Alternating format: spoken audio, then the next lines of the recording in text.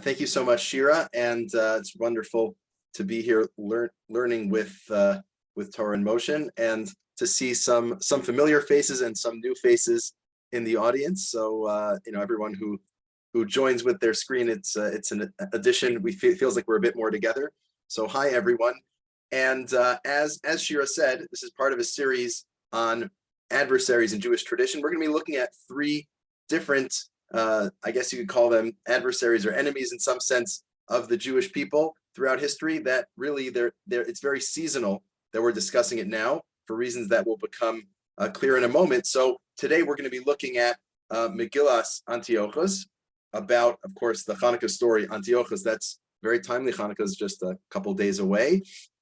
And the next two meetings, the next two Thursdays, we're going to be looking at a text called Todos Yeshu, or the history of Yeshu, of Jesus, which is seasonal for two reasons, both because December 25th is coming up and because, according to Jewish tradition, Paul's yahrzeit is coming up.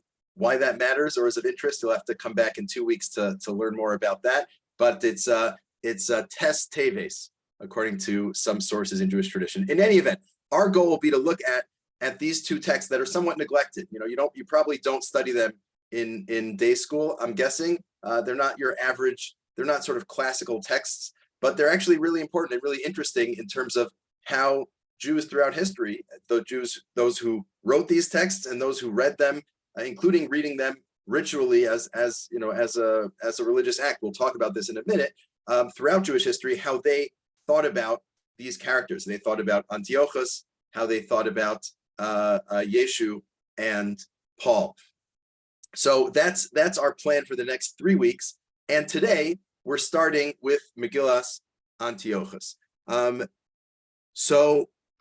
one thing that's interesting, just looking at the name of it, is it's named after both of these texts, really. But today, focusing on our topic for today, it's named after Antiochus, right? We don't often name, Jewish texts after the bad guy, so to speak. But this is, and as well as Todos Yeshu, these are some exceptions to the rule. So we're going to be talking a little bit about what these texts are, and the history, how they've been used in different Jewish communities, and then do a little bit of a textual analysis in each case, because talking in theory is always nice, but really getting into these texts, and I'm guessing for most people here, for the first time to really get a chance to read these texts, I think there's a real payoff to that. So first, before we get into the text, let's talk about what this text is not, because you may be thinking, oh, I think I've heard of this. Chances are you may be thinking of something else. Let me just share the screen for a moment, and let me adjust this so I can see more of you. The Gemara talks about one of the differences between Purim and Hanukkah, without going into too much detail here, but it talks about Esther as compared to Shachar, to the morning, because Ma Shachar Sof Kol Alayla, Af Esther Sof Kol Anisim. Just like the morning is the end of the night, Esther is the end of all miracles. And what does that mean? Esther is the end of miracles. What about Hanukkah? What about the miracles of Hanukkah? Aren't those considered miracles too? Asks the Gemara, and that happened after the Purim story, after Esther. No, the Gemara answers, Nitna lichtov ka'amrina. We're talking about miracles that can be written down. And even though all of these miracles happened on Hanukkah, they weren't meant to be written down, at least not the same way that the Purim miracles were meant to be written down. What does this mean? This means that Megillas Esther is part of Tanakh, right? And that's because it's supposed to be. The Gemara is saying it's supposed to be part of Tanakh. It was the miracles happened in such a way that they were supposed to be written down and included in Torah Shebichsav, in the written Torah. But the miracles of Hanukkah were not meant to be written down. They took place. Hashem caused those miracles to happen, but there's not supposed to be a text, certainly not a text of Tanakh, about the miracles of Hanukkah. That being said, I think many of us have heard of different texts and can think of different texts that discuss the miracles that happened on Hanukkah. To people, feel free to shout out, unmute yourself and say, where do we know about, what are texts that tell us the Hanukkah story? 1 Maccabees. Okay, the first book of Maccabees, there's actually 4 different books of Maccabees, but the first book of Maccabees among other things, tells the Hanukkah story and that we only have that in Greek. It probably was written in Hebrew, but we only have the Greek version. But so that's obviously not part of Tanakh, at least certainly not the Jewish Tanakh. Certain Christians included in their canon in some way, but it's definitely not part of Tanakh. But it is an account of what happened, and it was written really, the 2nd century BCE, close to when the events happened. So that's one text. That's not what we're discussing. Sometimes people confuse Megillas Antiochus with the Book of Maccabees. They're not the same thing, and we're not going to be studying the Book of Maccabees. We're studying Megillas Antiochus. What are other texts that we know about the Hanukkah story from? Shabbat, Masechet Shabbat. Right. Yes. The rest of the Gemara in Masechet Shabbos talks about the story, and that may be the most well-known account, and it focuses on the miracle of the right. There was only enough oil for one night, and it lasted for 8 nights. That's sort of the centerpiece of the story in the Gemara, and that explains why we have 8 nights of Hanukkah. Great. Where else? What are other depictions, classical depictions of the Hanukkah story? Josephus, the historian Josephus from the 1st century CE, he tells a version of the story as well. Wonderful. Anything else? Any other Al-Anisim, Al-Anisim, the text of Al-Anisim, right? Bimei Matisyahu ben Yochanan Kohen Gadol Chashmonai Yavanav, right? The story of Matisyahu gives a basic summary of the story and focusing on the war rather than on the miracle of the light. Anything else? Anyone have any other ones? Megillas Tanis. Okay, Megillas Tanis, which we'll talk about in a minute in one of the sources, which is it's a list of days on which one cannot fast. And one of those days was Hanukkah, and it gave a little history of Hanukkah. And there's different versions of this. There's like the short version, and then there's a lengthened version that has some interesting parallels to the Gemara and Shabbos. But I think you guys did a great job. These are basically all of the classical, let's say, the pre-medieval sources about and Al-Anisim may just be medieval. It's not exactly clear. It's quoted by the Gaonim. That's the first source we have of it. Of when it was written, we don't exactly know. But those are basically the classical sources of the Hanukkah story. And then we have our text. We have Megillas Antiochus. And again, despite the fact that the Gemara says it's not part of Tanakh, we don't have a book about the miracle of Hanukkah that becomes part of Tanakh. We do have this Megillas Antiochus, and we'll see. In some ways, it could appear, it looks similar to a Tanakh work. It's written in Aramaic, right? Of course, Tanakh is written in most of it in Hebrew, but some books of Tanakh are in Aramaic. So it's not written in Greek, right? Like the Book of Maccabees. It's obvious. You look at the Book of Maccabees, at least in its current form, you'd never put that in Tanakh because it's in Greek. But Megillas Antiochus, maybe, it looks similar to Tanakh in certain ways. So let's look at, and just I'll mention that the name Megillas Antiochus, that is the name, the primary name that people use, but there also are other names that have been given to this work. Sefer B'nai Chashmonai, right, the book of the sons of the Hasmonean. Megillas Beis Chashmonai, the scroll of the house of the Hasmonean. So there are other names for it, but we're gonna call it Megillas Antiochus, the standard name. Let's take a look at some early sources that talk about this work. And we'll jump over source 2 for a second. Look at source number 3, the Sefer Halachos Gedolos, the Bahag by Rav Shimon Kayar in the 9th century Babylonia. So he tells us about this text. He says, Ziknei Beis Shammai v'Ziknei Beis Hillel, the elders of the house of Shammai and the house of Hillel, Heim Kasvu Megillas Beis Chashmonai. He has a different name for it, but he says they wrote this scroll of the house of Hasmoneans. The Ad Akshav Lo Ala L'Doros, and we never really set this as permanent. And Ad Sheyamod Kohen L'Urim V'Tumim, until we have a high priest with the Urim V'Tumim to be able to set this as either a biblical book or maybe a holiday. But we don't have the authority to do that now, which is interesting. Because presumably they were keeping Hanukkah then, so it seems like maybe he's talking about the book not being canonized. And he says, "V'heim kasvu Megillas Tanis."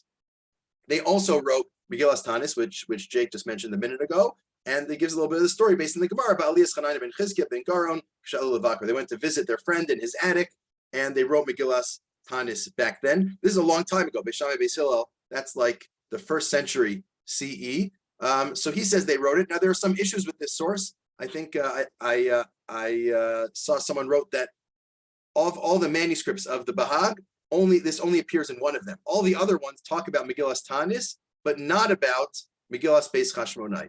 So there may or may not be a citation of our work of Megillas Beis Chashmonai in the 9th century, but certainly we know it's quoted and discussed extensively in the 10th century in source number 2, by Rav Saadia Gaon in his Sefer Agali, his introduction. He says, "Ukmo shekasvu bnei Chashmonai, Yehuda v'Shimon v'Yochanan v'Yonasan v'Elazar bnei Matisyahu Sefer b'Masha Avar Lehem."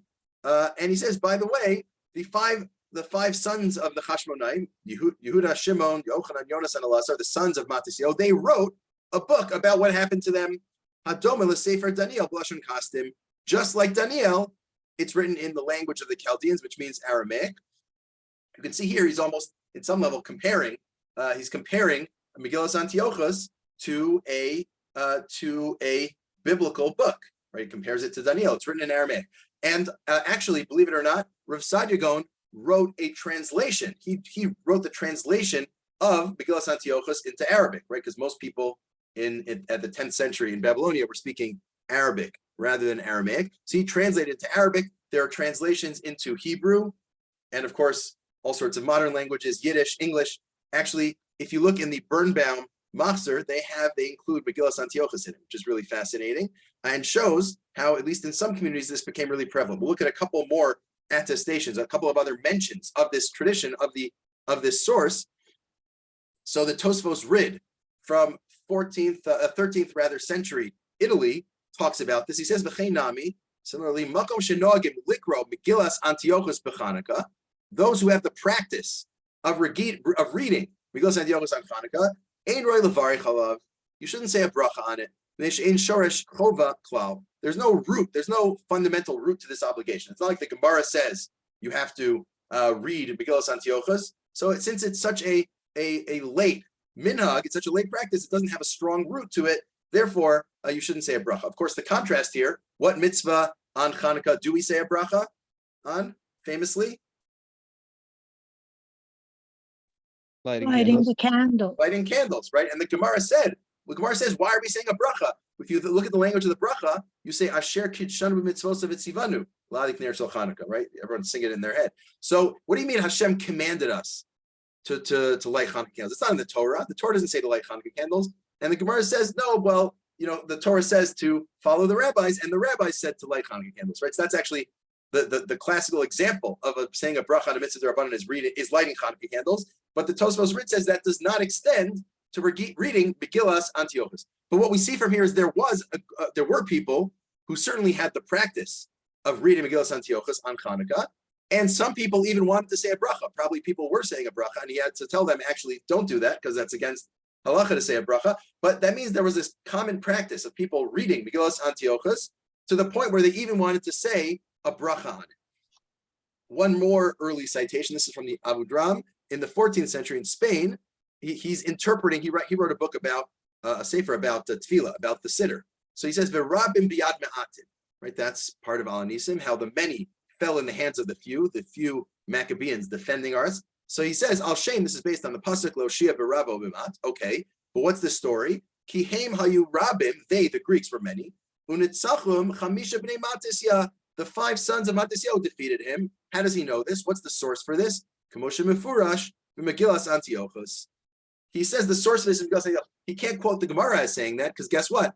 The Gemara doesn't talk about the 5 sons of Matisyahu winning the war, right? So the source, if you're trying to justify, to explain the source for Al-Anisim, Rabim Biyad Me'atim, you have to quote something else. So he quotes Megillas Antiochus. The other thing you might have quoted would be the Book of Maccabees, but this, according to the Abu Dram, this is a more traditional source. This is he sees this as a better source to quote to prove the point. And actually, I don't know if we know if he even had access to the Book of Maccabees, because it was in Greek. So I don't know how the Abu Dram's Greek was, but he certainly could read Megillas Antiochus. Other communities have a practice of using Megillas Antiochus as well. There's an article that summarizes some of this. Mina Kafa Vikrasav, in these different sidurim of these different minhagim. Nidbisa HaMegillah b'lashon HaKodesh. The Megillah was printed in Hebrew, meaning Megillas Antiochus was translated into Hebrew and printed there. Ulifanei Namar, and before they put the text of the Megillah, they said Noagin Likros Megillas Antiochus b'Shabbos b'Mincha Achar Kaddish Tiskabel. When would you read it? Well, every Hanukkah has Shabbos at least once, right? So Shabbos Mincha, everyone in shul after Shabbos Mincha, after Mincha's over, you would read Megillas Antiochus. That was the minhag in some communities, according to their siddur. B'tichlal HaTeimanim Eitz Chaim, this Yemenite Machzor, it says, some people did it in the morning, not after Mincha, but after the Haftarah in the morning. B'Sefer Chastei Avos, Communion Kila Kadisha Jeradia, this other community, which I think is in Algeria, She Yikra Osa Hashatz Bebeis HaKnesses. Not that everyone would read it on their own, but the Chazan would read it. They would have a communal reading of Megillas Antiochus.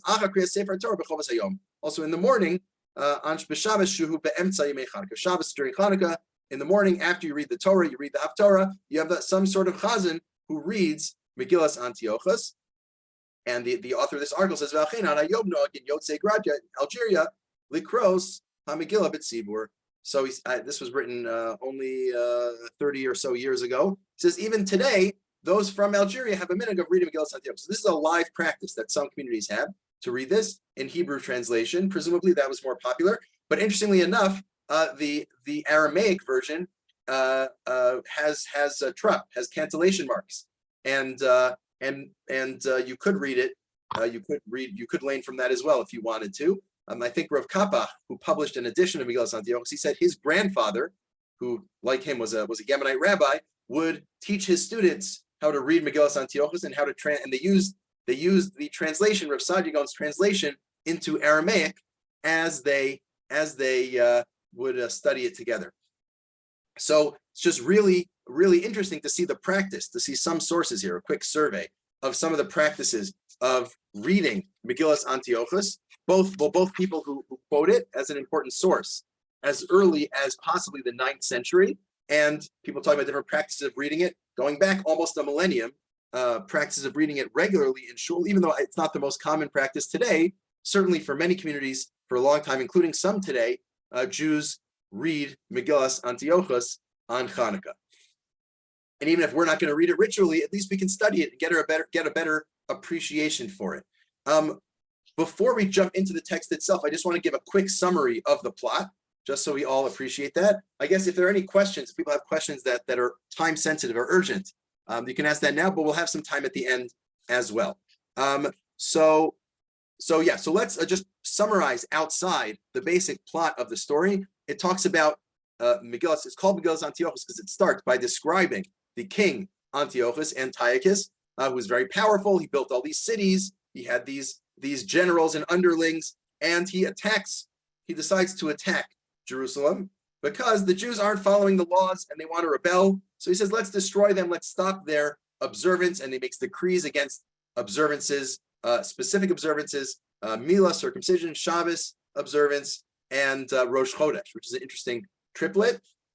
He sends his general Nicanor to fight this war. After conquering Yerushalayim, he goes and slaughters a pig in the Beis HaMikdash, smears its blood all over the place, defiling the temple. And in response, one of the sons of Matisyahu, Yochanan ben Matisyahu, hears about this, and he uses a little bit of trickery. He hides a knife on him, and he gets a one-on-one meeting with Nicanor and stabs him to death. And then there's a war. The Maccabees defeat thousands of enemies, and to celebrate their victory, this round, there's 3 rounds, to celebrate their victory, they put up a big menorah and a big column saying, Maccabee, destroyer of tyrants. So that was round 1. Round 2, Antiochus hears about this. He sends his other general, Bagris, the evil Bagris, to fight them. And he again reinforces these edicts, these rules against circumcision, Shabbos, Rosh Chodesh. And this really was a form of persecution. And some Jews stood up to this and didn't follow the decree. So one woman actually circumcised her baby against the rule, against the law. And tragically, because she knew she was going to be killed, both she and her newborn baby, she took baby up on a bridge and threw the baby off and jumped off herself because she knew she was going to be killed by the soldiers who were persecuting her for what she did. And another group of Jews were keeping Shabbos in a cave. If you've heard the story about playing dreidel in a cave and then pretending to learn Torah. So this is not about learning Torah. This version is about keeping Shabbos in a cave because, if you're on the street, people are going to expect you to be Mechal Shabbos. You hide out in a cave, you can keep Shabbos. But a bunch of Greek soldiers pass by and see these Jews in a cave. They say, "Oh, come out, let's do some Chilul Shabbos together. Let's desecrate the Sabbath together." And they said no, and they took a bunch of wood and burned the entrance to the cave, and all the Jews inside died. So again, another case of martyrdom following the Torah, even as they were being killed. And again, after this, the 5 sons of Matisyahu fought back. They fought back. They pushed. They were very successful. And King Bagris goes back to Antiochus and says, "I can't fight against them. I need a bigger army." So he gets a bigger army. He marches back again, attacks Yerushalayim, attacks the walls, goes after the temple, and then again the 5 sons of Matisyahu fight back. They fight valiantly, but Judah Maccabee dies, and he's replaced, interestingly, by his father. So Judah Maccabee seems to have been the leader of the group. He dies first. This is different than all other versions of the story. He dies first and was replaced by Matisyahu, who steps in for his son, and he blesses all his children. He tells them, "Here's why we're going to win. We resemble all these biblical characters." In the end, Elazar, one of the other sons, was in charge. The reinforced army that Antiochus brought had armored elephants. That was part of his army. So Elazar, one of the 5 Maccabee sons, Elazar was in charge of fighting against the elephants, and he also died tragically, but also sort of hilariously. He ended up swallowed in elephant dung. My daughters enjoyed this detail a little bit, but so he died, and they finally found his body after that being a little difficult. But in the end, the Hasmoneans defeat their enemies. They hang some of them. They kill the general Bagris, and even Antiochus, who I guess was on site overseeing this, he was so embarrassed, he tried to run away on a ship. Everyone kept calling him, the runaway, because he's so scared he ran away. And then he himself jumped off the boat. Then at the end, after the war, the Hashmonaim re-enter the sanctuary, rebuild it, cleanse it of impurities. They found 1 jug of oil. This story we've heard of, only enough for one night. It lasted 8 nights. In a miracle, and that's why we keep Hanukkah today, a piece at the end about how we feast and we rejoice on Hanukkah like a biblical holiday, no mourning or fasting, but also no prohibition against work. And then at the end, there are some different versions of the text, especially at the end. Some versions say that the Hashmonaim ruled for another 206 years. We'll see that'll be important in a bit, until the destruction of the temple. And this holiday is kept for 8 days every year, starting on the 25th of Kislev. That's the outside summary. But let's jump inside, and we can really appreciate some of the details a lot better if we look at the text inside, which everyone can hopefully see now. Notice the Aramaic on one side and the English on the other. The Aramaic text was compiled by Menachem Tzvi Kadari. He took maybe about 10 or so different manuscripts of the Aramaic, and put them together as with his best reconstruction. And the English translation is by J.C. Reeves. I think on the other handout, which you all should have access to, there's a link to it online. You can get both the Aramaic, some version of the Aramaic text, and the Reeves translation online. But we're doing it together here, so we'll work with this. So it'll be really interesting. We're going to try to pick up on certain themes, that literary themes in Megillas Antiochus, that'll get us a better sense of what the Megillah is doing. Again, we have the basic storyline. The basic idea is to tell the story of what happened, both the war and the miracle of the oil at the end, and as the basis for this holiday, right? Can you enlarge the text? Sorry? Can you enlarge the text? Not really, because if I enlarge it too much, that will then there won't be space to see both the Hebrew and Aramaic. So I think I can enlarge it a bit, but there's a real limit on this. So give me 1 second. I think this is let me make it a drop bigger like this. Hopefully my computer is able to manage with this. I think this is let's try one more time if this works. This is not in the chat.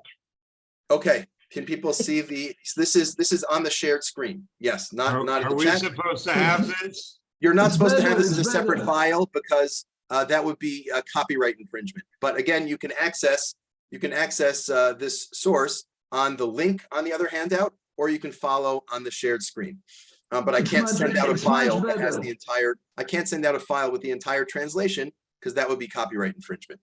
Okay, so let's jump into the text here, and I'll read the Aramaic. But again, you can follow with the English either on the same shared screen or on the link on the handout at the top towards the top of the handout, if you prefer to find that link there. to the webpage. Vahava biomei Antiochus, Malcha diavan. Right. So this is, and it was in the days of Antiochus, king of Greece. What does this language is very interesting because it echoes. I think it echoes very clearly. Vayhi bimei Achashverosh, and it was in the day of Achashverosh. There's a sort of parallel here between our text and the book of Esther, Megillas Esther. Even the name is similar, right? Megillas Antiochus, Megillas Esther. Vayhi bimei Achashverosh v'hava biomei Antiochus. That's the same as Vayhi bimei Antiochus, just in Aramaic.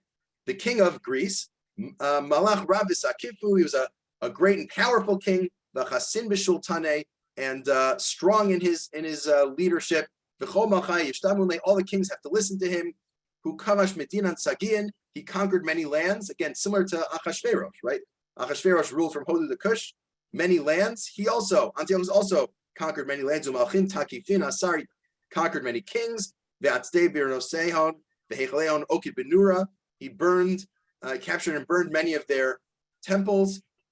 V'gibarein be'esar asar, and captured their strong heroes. Who bana midinsa rapsa, he built many cities. Al Safar Yama, on the coast. He called one of those cities Antioch. So we're saying here that the city of Antioch is named after this king Antiochus. Now we introduce his number two, V'af Bagras Tinyane. His number two, Bagras Benale Medinsa. He also built a city, Uchransa Likivle, in parallel. Ukrali Medinas Bagras, and he named it the city of Bagras. We'll see these names of places will be interesting in terms of dating the book, in terms of trying to figure out exactly when this was written. There'll be different views. One of the things that's interesting is talking about these different cities. Okay, and then another important detail here at line number 5. Bishnas Asrin V'Slas Shnin L'Malchusei. In the 23rd year of his kingship, he Shnas Masan Uslas Asar Shnin. That's 213 years. Levinyan Beis Halakha, that after the Beis Hamikdash had been built. He decided to go to Yerushalayim. So just keep in mind these numbers. The year 23, the 23rd year of his reign, that'll be important also. And he goes towards Yerushalayim. Amar leHadavroi. He says to those who are with him, Halo Yad Isun Amad Yehudai Div Yehud. Don't you know about these Jews in Yehud? Yehud is Yehuda, the area of Yehuda. In Israel, don't you know about them? Benasana le'elakana la'palchin, that they don't worship our gods. V'nimusana la'avdin, and they don't keep our laws. V'dasei malka shavkin lemeva daseon, and they abandon. Reshak is to leave. They leave aside the laws of our king in order to keep their laws. The av enun misavrin liyom tvar malchaya b'shiltonaya. They're just waiting for the day of the destruction of kings. When will our king rule over us? And rule over sea and land. And the whole earth will be given to our hands. They're waiting for some sort of messianic era where their king will take charge and they'll have control over the whole world. The king shouldn't have the wish of keeping these people on earth. And instead, Ka'an, now, let's go come upon them. Let's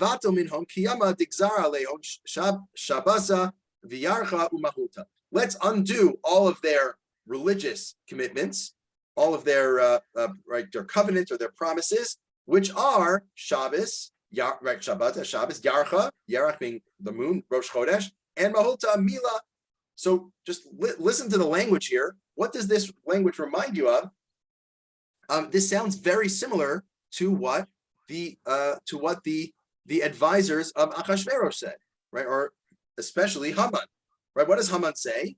He says, Dasei HaMelech einam osim. They don't keep the laws, the das of the king. If you look at the end of line 6, that's exactly what Antiochus says. Dasei Malcha Shavkin. They're leaving aside. They're not keeping the laws of the king.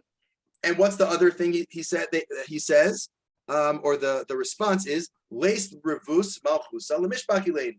Right? We shouldn't leave them alone. That's an exact translation of La Melech ein shoveh lehanicham in the Megillah. right? The king shouldn't let them be. So right here at the beginning, we see multiple times that that Megillas Antiochus is basically quoting the Megillah of Esther, right? It's fascinating, right? You would have thought, why should it have to sound like Megillas Esther? But it sounds almost exactly like the story of Megillas Esther. Sure enough, I think this is a theme both at the beginning here and several other places, especially at the end of Megillas Antiochus. It's going to be invoking and relating to, and in some sense, drawing upon Megillas Esther as well. Okay, let's keep going with the text. Just one moment, scrolling down here. Yeah, so he says, let's go and attack them. And it says, Ushvar Piskama be'enei Rav Vinoi, right? That's basically Vayitava Davar be'enei Hasarim. Right? Also, paraphrase of Pasuk in Esther, right? Him and all his soldiers, they all were happy. They all agreed to this. So that's the plan. So Bashat, at that time, Kam Antiochus Malka, Antiochus got up. The Shalach ben Nicanor Tinyane, he sent Nicanor, his number 2, Bechel Rav, with a big army, Uve'am Sagi, a big group. Ve'asali Yerushalayim, he went to Jerusalem. Katalba, Katla Sagi, he killed many people. Unitzav Tsilma, Bevesa de Makdash, he put up a tselem, an idol in the Beis HaMikdash. Ve'asra Diamar El Yisrael, Lavdoi Niviyaya Tamana Shri Shchinti Alam, in the place where the God of Israel told his prophets, this is where my Shechina, this is where my dwelling place will be forever. And instead of Hashem's dwelling place being there, they replace that concept with putting idols in the Beis HaMikdash. Terrible. And even worse, Beis Zimna Nechasu Chazira. He slaughtered a chazir, a pig, ve'ovilu mitmela azrasa de kuchin. He brought its blood into the azara, into the temple courtyard. Of course, what's supposed to happen in the temple courtyard is you bring kosher animals as karbanos, right? You shech a sheep or a goat or a ox or a bird, right? Kosher animals, and you put the blood on the mikdash. But to take a non-kosher animal, not just any non-kosher animal, the pig, the most famously non-kosher animal, and put its blood all over the Beis HaMikdash, that's meant to defile it. That's meant to offend the Jews. He did the worst possible thing, aside from killing everyone, also defiling the Beis HaMikdash. So what happened? Yochanan ben Matisyahu heard about this. He heard about these things.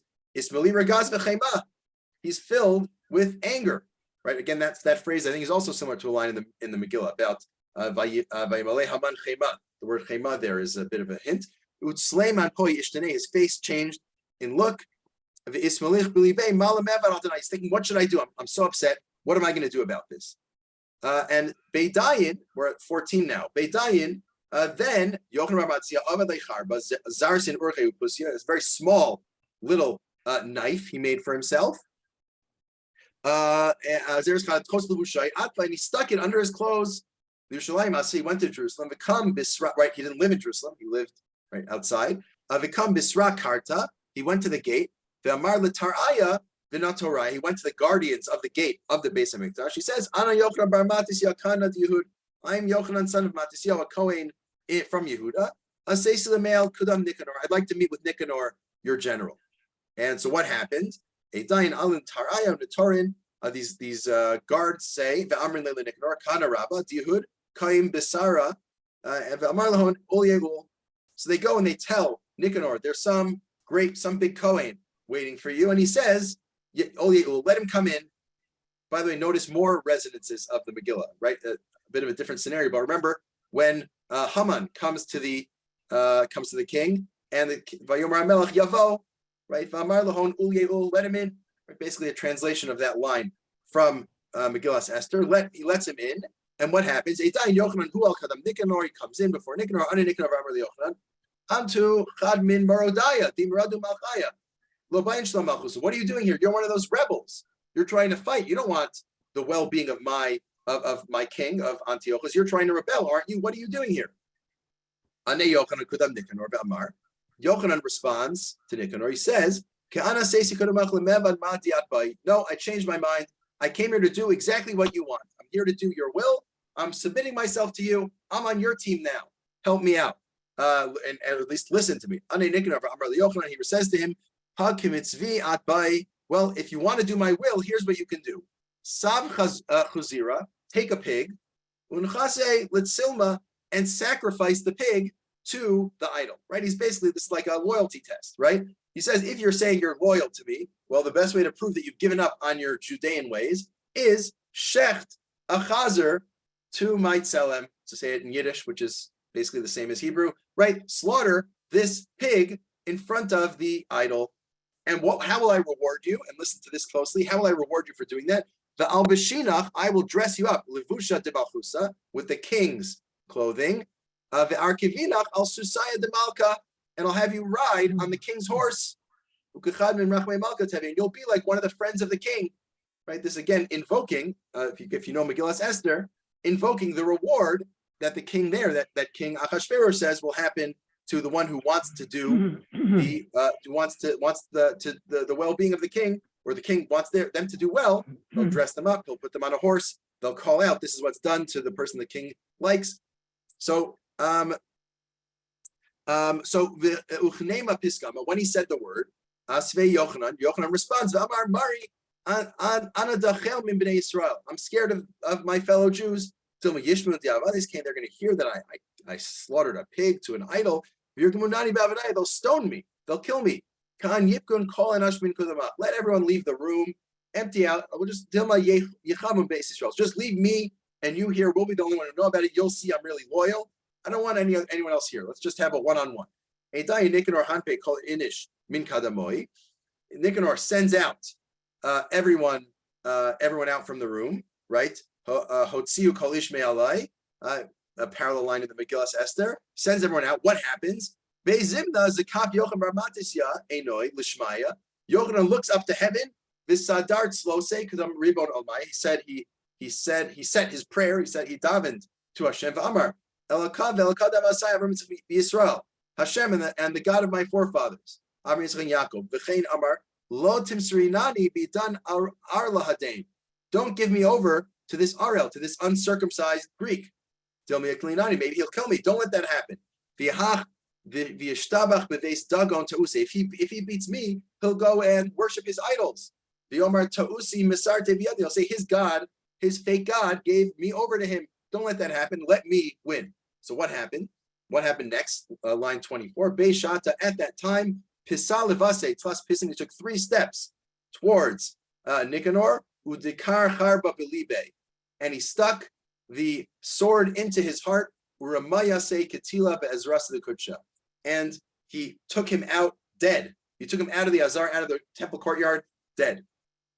And then, believe it or not, we're not going to read this inside for a bit, but Yochanan, the next thing he says, he apologizes to Hashem.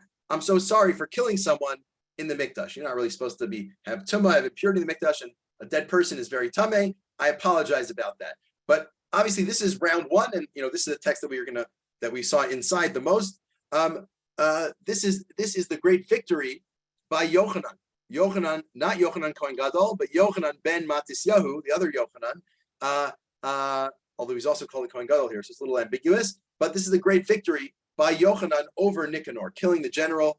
And this was round 1 of victory. There were a couple of more rounds of battle, but this was a major upside here. Just look at the continuation quickly.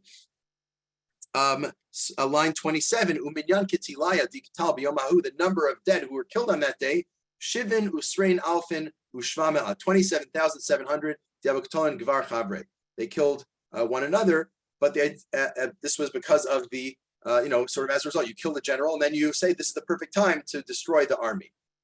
And what happened next? Bimosvuse Bina Minarta, and then at their residence, right, where they lived, their moshav, they built a menorah, they built a candelabra, Ukrashma Maccabi Katla Takifin. They named it, meaning they presumably they put it on this menorah, Maccabi, who kills the strong, right? Presumably about the Maccabees overall, but mostly about Yochanan, who had killed Nicanor. Anyone see anything interesting about this word in the Aramaic, the word Maccabee at the end of line 29? Does anyone notice anything interesting? I can't see hands, so if you do, just shout out. If not, I'll tell you, which is, notice the spelling of the word Maccabee. There's no what? There's no Spelled with a kuf. Right, it's a kuf, not a kaf, as I think a couple people said. So there's actually a whole debate on what the origin of the name Maccabee is, what the name Maccabee is. So the sort of one of the traditional ways of saying it is Maccabee stands for Mikamocha Vailim Hashem, Mem Kaf Beis Yud, right, based on the pasuk. The text here, if you looked at the footnote, which I didn't provide, if you look at the footnotes, it says that the different editions, some of them spell it with a kuf and some spell it with a kaf. There's a whole debate as to how properly to spell it. If it's spelled with a kuf, what does Maccabee mean? If it doesn't stand for Mikamocha Vailim Hashem, what's sort of the classical translation of the word Maccabee? Anyone remember? A mallet. Sorry? A hammer. A hammer. A mallet or a hammer, exactly. And that comes from the word like makeves, which means to hit something. So like a hammer. So maybe it comes from that. It's also possible that it comes from the Greek. There's all these different theories, but just good keeping in mind that Maccabee may or may not be spelled with a kuf. Here in this edition, it's spelled with a kuf. And notice also they're celebrating with a menorah. Is that interesting? Does that strike people as interesting? They sort of represent themselves with a menorah. But of course, the miracle of What about the English translating it as minaret? Yeah, that's interesting. I didn't look into that. It's a good question. Maybe they're trying to solve the problem that I'm about to raise, which is why would they build a menorah if the miracle of the light hadn't happened yet? I think generally we think, well, the Maccabees are about the miracle of the light for 8 days, so they symbolize themselves with a menorah. But presumably that's not what's going on here, because internally within this story, the miracle of the menorah didn't happen yet. So you could also say they're just associating themselves with the temple, generally with the Beis Hamikdash, and the menorah represents that. I assume that, I guess minarta as minaret would be taken just not to be the word menorah at all, but like some sort of, I don't know exactly how you get to, minaret, it's the same letters, right? So it's some sort of, maybe, I don't know, some other translation that seems surprising to me. But in any event, I think the straightforward translation here is menorah, and they celebrate like that. Again, there's more rounds of this, but we're running low on time. So let's jump ahead. Again, I summarized the middle parts of the story where there was more fighting, a couple of rounds, including with the elephant at the end there. And let's jump to the end here. Line 61. After the war, after the fighting, we say Basar Dina. After this, after the Jews defeated Antiochus and his armies, and this is after Antiochus had jumped off the ship. Right after that, after this, Alu Beis Bnei Yisrael leVeis Makdasha. The Bnei Yisrael returned to the temple. Uveno Tsaraya, and they built the gates. V'dakiu Beis Mikdasha, and they purified the temple min katilaya min soovsa, from those who were dead, right, taking the dead people out, and from other impurities. So so if you notice, the language here is very similar to in Al Anisim. Achar kain ba'u banecha l'dvir beisecha ufinu es heichalecha v'tiaru es mikdashecha. Very close correlation to that line in Al Anisim to this. I assume one influenced the other. And next, uva'u mishcha dezeisa, they sought olive oil, dachya, pure olive oil, la'adakapotzina, to light the candle, to light the menorah, v'lo ashkachu elahain slochis chada. They only found one pitcher of oil. Tavas chasima be'izkas kana rabba. Miyome shmuel nevia v'yadau dehi dachya. They only found one jug of oil that was signed with the signet of the Kohen Gadol from the days of Shmuel. That's a really interesting detail they throw in. There's an interesting medrash that part of Tfilas Chana, Chana's mother, Shmuel's mother Chana, said that my son will have descendants who will end up having all these miracles happen to them. So maybe that tradition is tied in here. From the days of Shmuel, they have this jug of oil that was pure, and they lit the candle. There was only enough to light for one day. Shemaya Dishak and Shmei Taman Hashem, who said his name there, Yehavba Birchasa, made a blessing, made this a blessing of multiplication with this oil. They lit it from it for 8 days. Therefore, on the basis of this, the Chashmonai made this commitment. V'asru adain asra. They made this prohibition. Inun bnei Yisrael kulon. Them and all the Jewish people. They made this new prohibition, this new rule. Le'odal bnei Yisrael lemevad adain tamnia yomin chedva vikar. To make these 8 days, days of chedva vikar, happiness and celebration. La Yehudim Haisa, right? Sasam v'simcha, right? Sasam vikar. Again, invoking, I think, the story of Megillas Esther again. But how do they compare? Listen to this line. The Hanukkah, they made it kiyome moadaya, like the moadim, like the holidays, dichsivin beoraisa, that are written in the Torah. That's really interesting. Why like the miracles in the Torah, right? You think it'd say like Purim. It's not a dorais. It's not biblical mandated, just like Pesach or Shavuos. It would seem to be more likely to be derabanan. Interesting line. We'll get back to that. To tell those who come later, that Hashem saved them from heaven. So what do you do on these 8 days? Behon, and this is basically a quote from Megillas Tanis, the text about what you do on these days. Behon lalim misped, you can't have hespedim, you can't have a eulogy for the dead. V'lo migzar tsoma, you can't fast. V'chol dihi aloi nidra yishalmine. Anyone who has some sort of promise to offer something to God should pay it back there. Now, in some texts, it ends here. In other versions of the text that are not in the Kadari edition, it continues. So I added in the continuation, which is only in other texts. And the print is different, as you'll obviously see here. However,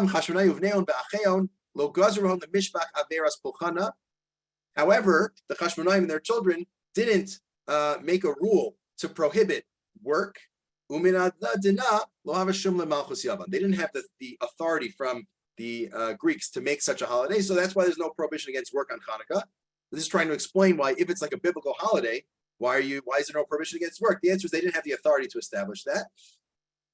The Chashmonaim, their children, grandchildren, min dinadna, churban beis halakah, dach masan v'shishnin. They committed this. They were committed to this from going forward to the time of the destruction of the temple. 206 years. Very important. We'll get to in a minute.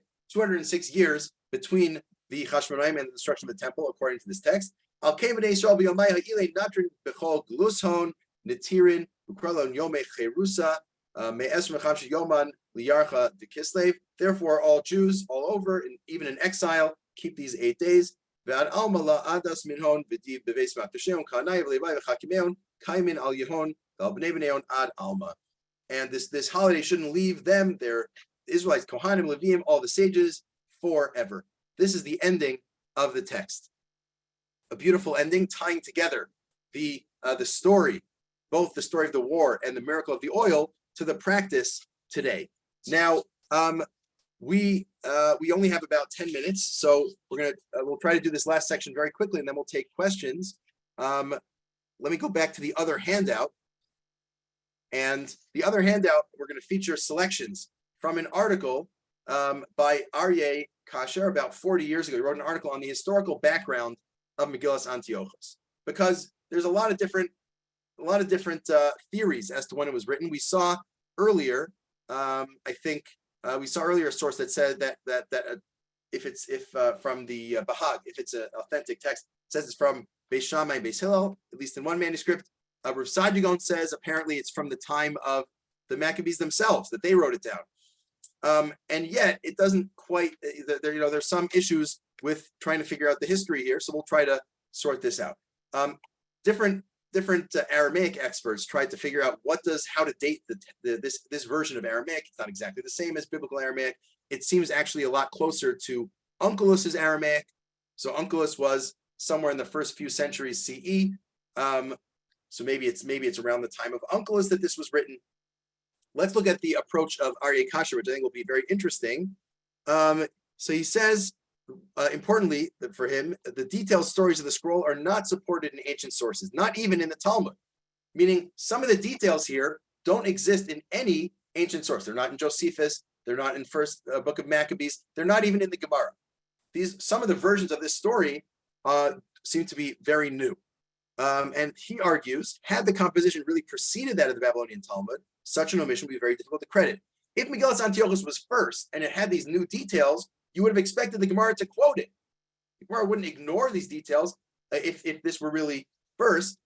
And he says that, and he gives some details like Matisyahu fighting in the war, right? We saw Yehuda died, Matisyahu took over. There's no basis in ancient sources for that, right? None of the accounts have that.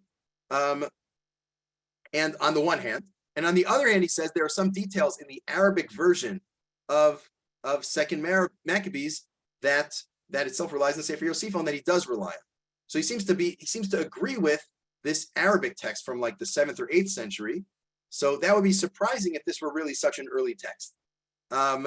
And he also argues, right, Yochanan, the role of Yochanan with killing Nicanor and the story with the pig. This also is a story we don't find elsewhere, although he mentions it. I think this is very convincing that it seems this story seems to be based on the story of Ehud ben Gera.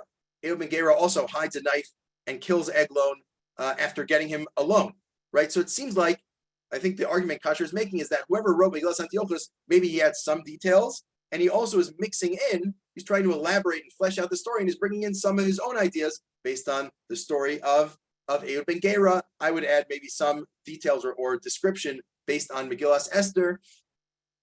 And he talks about the oil miracle, which has no roots in the Palestinian Talmudic traditions, right? The earliest source we have that talks about the miracle of the oil is the Gemara and Shabbos, the Bavli. It doesn't appear in any earlier sources. And again, if this had been a text, argues Kasher, from whatever it was, from the 1st century CE, you'd expect people would be quoting this. This would be a big if true, right? That source would be quoted, you'd expect.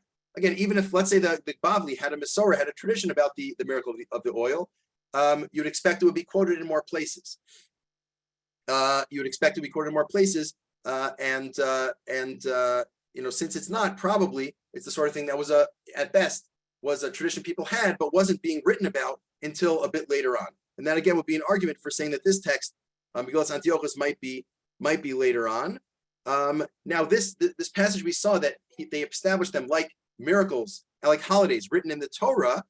So we say that line's very odd, right? Because Hanukkah is not a biblical holiday; it's a rabbinic holiday, and it's not, right. You don't do work on it. All sorts of other things don't line up. So he suggests maybe it was meant to bestow religious authority on the festival commandments because there were people doubting them. Maybe this ties in to the campaign against the Karaites. The Karaites at the time were saying, we only keep Doraisas, we only keep things that are biblical. And you can't make up new holidays. Why are you keeping Hanukkah? How can you keep Hanukkah? That's a made-up holiday. It's not in the Torah. There's no such thing as a rabbinic holiday. And maybe he's suggesting that Megillas Antiochus is partially, at the end especially, is partially a polemic against Karaites, saying, no, you have to keep it, and it's just like a biblical holiday. A couple of other indications he has that this might not be early are, it talks about the years, right? The 23rd year of Antiochus's reign. But if you look in the historical sources, Antiochus only reigned for 11 years. So there is no 23rd year of his reign. And it talks about 206 years until the destruction of the temple, which follows from the Gemara in Avodah Zarah. It's on the handout, source 8. We're not going to read it inside, but it just calculates as Masan Bashis, 206 years. So it's clear again that Megillas Antiochus is drawing from the Gemara because it's after the Gemara, and it's drawing, and it's at a time of a Karaite polemic. Another indication he has is the cities of Antioch and Bagris. We're not going to go into the details, but Bagris, the name seems to be based on an Arabic pronunciation of a Latin word. So he wants to say it must be in a time and place where people spoke Arabic. And that's why he concludes that it was probably written not before the second half of the 8th century. And that's why we see accounts of it, in the 9th century, the 10th century, but it's based on the Gemara. It's responding to the Karaites. It seems to know Arabic. And that's why he wants to date it to the 8th century. A fascinating theory that someone raised recently, Yehuda Seewald, who's sort of an independent academic or semi-academic in Bnei Brak, he wrote an article in Chitzei Giborim, which is like a Haredi semi-academic journal, a fascinating journal. So he wrote an article suggesting that Rav Saadia Gaon didn't just translate the Sefer Hashmonayim and write an introduction to it, which we know, and we actually have that text, and I had an article here, source number 9 is an article summarizing it, but Rabbi Seewald suggests that maybe Megillas Antiochus wasn't just translated by Onkelos, it wasn't just, Onkelos didn't just, by Rav Saadia Gaon. Rav Saadia Gaon didn't just translate Megillas Tanis and say that everyone should read it, but also maybe it was transmitted orally. beforehand. Maybe it was formulated early on and passed on orally, just like all sorts of other things were passed on orally. The Mishnah was transmitted orally, so maybe Megillas Antiochus was also transmitted orally. Maybe Rav Sajagon was the first person to write down as a text Megillas Antiochus. Maybe he sort of figured out the best nusach based on the earlier traditions that he knew. He wrote it down. Pisco, he broke it up into psukim. The hosif lo ta'amim, and he gave it a trop. He gave it cantillation. Ka'amur gam tirgin arvis umavo. He also translated it to Arabic and wrote an introduction. So this suggestion by Seewald is it sort of takes it to a next level, right? Not just that this text was composed in the Gaonic period, but maybe it was actually composed by Rav Sajagon himself. And again, not out of nowhere. It's based on a tradition, based on a Masorah that was never quite written down. And Rav Sajagon came and wrote it down and made a text out of it and popularized the text and translated the text. So maybe that's the history. Again, we don't know for sure, but there seem to be many indications that this work was written only in the Gaonic period. But maybe it's based on earlier traditions, and maybe it actually was written down by Rav Sajagon. To summarize, we have this fascinating text read in Hebrew and Aramaic in different communities throughout history, translated into many languages in many sidurim or machzorim. And looking at the text, it's really a fascinating story. It seems to draw on Megillas Esther. It seems to draw on other things too. The story with Ehud ben Gera. There are other themes also. If we had more time, Daniel is also paraphrased in a few places. But given some of the historical details are sort of novel here, they don't really fit with other accounts. And it seems, and there are other indications, both that and the fact that it seems to know Arabic, and it seems to be polemicizing about keeping Hanukkah. All these would seem to indicate that it's from the Gaonic period, and maybe even by Rav Sajagon himself. Happy to take questions or discussion now. It's really a fascinating text. We should all know. I think we should all have some exposure to. So I guess now we all do. Maybe if you have some time, print out the Hebrew, Aramaic, English, some edition of it, and read it over Hanukkah. It might be a nice, maybe even on Shabbos. Some light reading about how Jews fight back or fought back in the time of Antiochus. Any questions or discussion or thoughts? A question. It doesn't mention the civil war between the Hellenized Jews and the Maccabees. Where does that come from? Great. Yeah. And sorry, I didn't see who asked that question. Who was that? Oh, it's Lauren Blatt. Lauren. Okay. Thank you. Yeah. So for reasons of time, I didn't have a chance to talk about this, but there are some similarities and some differences between this and the first book of Maccabees. One of the major differences is precisely that. Is this presents all the Jews as on the side of the Maccabees, right? All the Jews were fighting back against the persecution, either fighting the war or martyring themselves. Whereas we know from Megillas Antiochus that, there was actually, a sort of civil war. Some of the Jews wanted to Hellenize, right? They wanted to become like the Greeks. And in fact, that's sort of what the war was about. The war was primarily between Jews who wanted to Hellenize and Jews who didn't.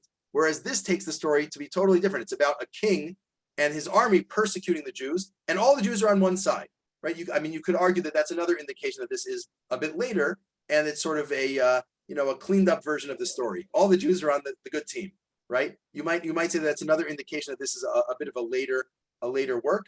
It's a very important discrepancy between this and what we know from the book of Maccabees and other historical documents. Yeah. And the question.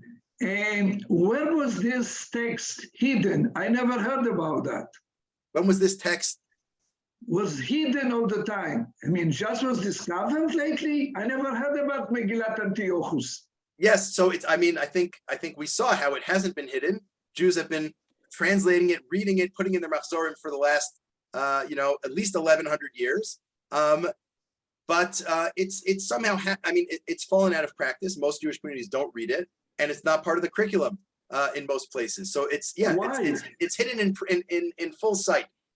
But why? Why only the Sfaradim knew about it? The Ashkenazim don't know nothing about it. Well, no, so Ashkenazim know about it too.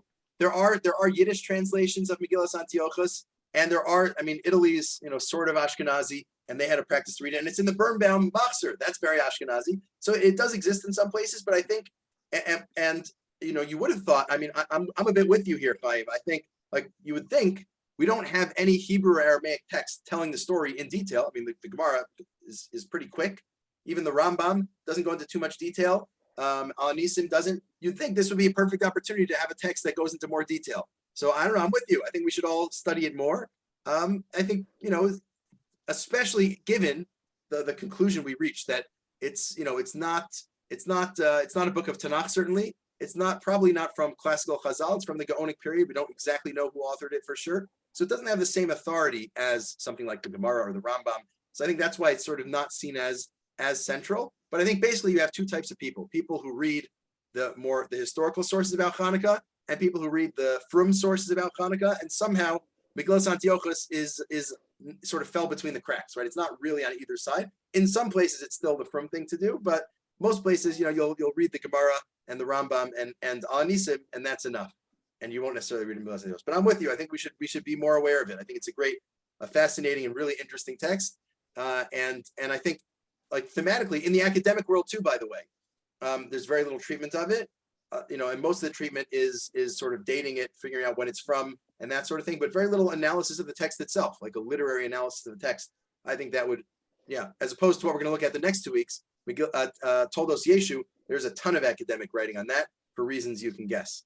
I wonder whether the word minaret is an allusion to the Muslim minaret, and implying that the menorah is the true version of the way to pray to Hashem via the menorah rather than within the minaret, and an anti-Muslim polemic. Interesting idea.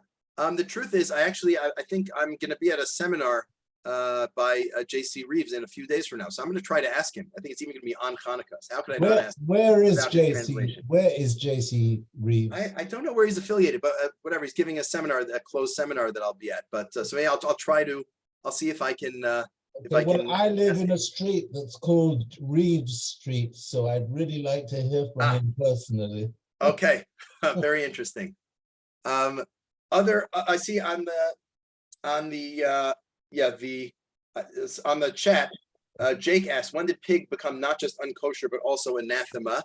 I think I don't. There's some scholarship on this, how, like, there's no pig bones in parts of like ancient Israel, even though there were pig bones in their neighbors. So I think, like, the idea is it goes back really far. I don't know how far. Not finding bones, it's hard to prove that's anathema. And even being on the list of the four things that the Torah spells out, animals not to eat, is not quite proof. It's hard to prove this sort of thing, but I think there is a reasonable theory that the anathema goes way back. Pigs and Jews don't get along so well. Is there? Am I on? Yeah, Hyman. Is this book part of any Christian canon? Because if I'm not mistaken, the book of the Maccabees, or at least certain portions of it, are part of the Christian canon, which would argue for a very late date, or a relatively late date, for this book versus the book of Maccabees, for example. Yeah, I mean, it definitely, if, like, according to the theory that this book was written down in the in the 2nd century BCE, like one reading of Sadigon would have it. So, well, if it was already written down so early, why didn't it make its way into the canon? I mean, one answer is that it was written in Aramaic. So, there aren't really Aramaic works in the Christian canon, but it doesn't get cited. There are Greek works. Sorry? There are Greek works. Right. That were retrofit into. Right. Yeah. So why didn't they translate it and then include it? Yeah, maybe. I mean, I think I think among people who have examined the language and everything, the earliest date you're going to find is like 1st or maybe 2nd century. And again, I think there's fairly convincing evidence that it's later than that.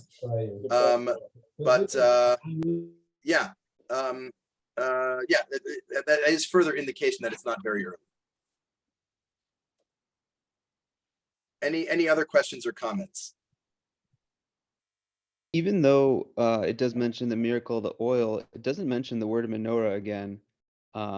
in that passage, which might support what you were saying, that it was appended from the Gemara and not native to whatever the original account here was. That's interesting. Yeah. Yeah, I also, we have to check the all the different manuscripts, or the Kadari version, which refers to all the different, to see if maybe some of them have it. But that's interesting. It's sort of ironic. The place where you'd expect menorah, it doesn't appear, and the place where you don't expect it, you have minarta, if that means menorah, right? So that's interesting. Do you have a theory for why a menorah would have been lit without clear symbolism given there? Well, what doesn't say it was lit, it says they built a Oh, menorah. So I think the symbolism, there is a famous menorah built as a commemoration of a military victory. Does anyone know what I'm referring to? Titus?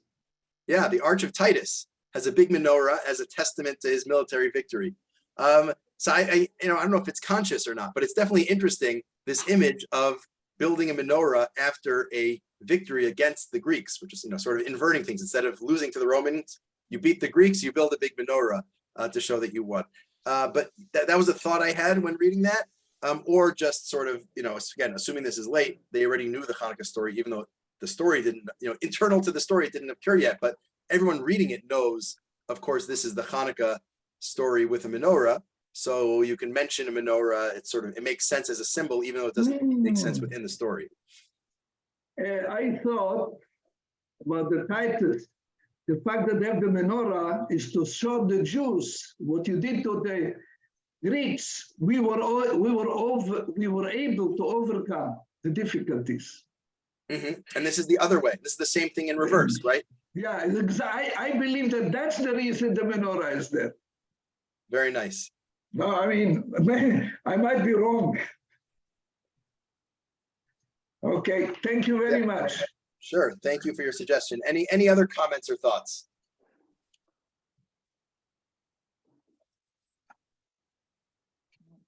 Okay, so thank you, everyone, and looking forward to seeing you the next couple weeks when we move to Toldos Yeshu. And, Thank you. Happy Hanukkah. Happy Hanukkah to everyone. Shabbat Shalom. Happy Hanukkah. Everyone. Thank I you. posted in the chat a link to our Hanukkah series. So if you're interested in checking out any other classes, please click on the link. And as always, you're welcome to contact me with any questions or anything I can help you with at info@torahinmotion.org. Thank you so much, Dr. Zuckier. We'll see you here, same time next week. All the best, everyone. Happy Hanukkah. Bye-bye. Happy Hanukkah. Hey, well.